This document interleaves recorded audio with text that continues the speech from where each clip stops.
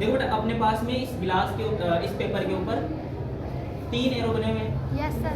ऊपर वाले की डायरेक्शन इस तरफ है और बाकी जो नीचे वाले 2 एरो है उनकी डायरेक्शन इस तरफ है ना। और बेटा अपने पास में यहाँ पे टेबल इसके ऊपर रखे हुए हैं 2 गिलास।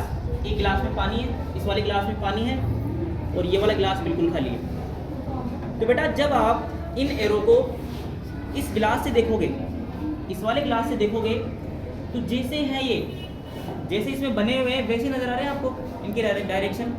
कोई चेंज नहीं है ना। लेकिन जब आप इस पेपर को इस पानी भरे हुए गिलास के पीछे लेके जाओगे और तब आप इनको देखोगे तो बेटा अब आपको इनकी डायरेक्शन चेंज नजर आ रही है। Yes sir. इनकी डायरेक्शन बेटा इस ऊपर वाले की किधर हो गई, उस तरफ, और नीचे वाले किधर हो गई, इस तरफ आ गई।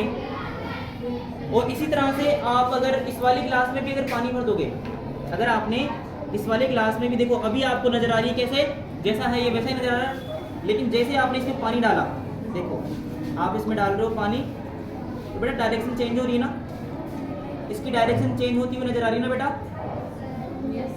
तो बेटा ये ऐसा क्यों हो रहा है कि जब ये गिलास खाली था तो ये नॉर्मल बिहेव कर रहा था एक ट्रांसपेरेंट की तरह। लेकिन जब बेटा आपने, अब देखो ये गिलास कैसा है, स्फेरिकल गिलास है और इस गिलास के अंदर आपने डाल दिया पानी, यानी कि एक मीडियम डाल दिया, तो बेटा ये गिलास किसकी तरह बिहेव करने लगा, एक लेंस की तरह। और लेंस में भी कौन सा लेंस, कॉन्वेक्स लेंस।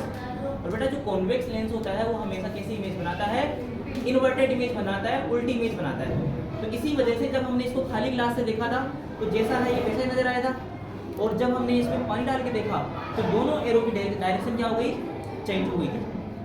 क्या हो गई थी बेटा, चेंज हो गई थी।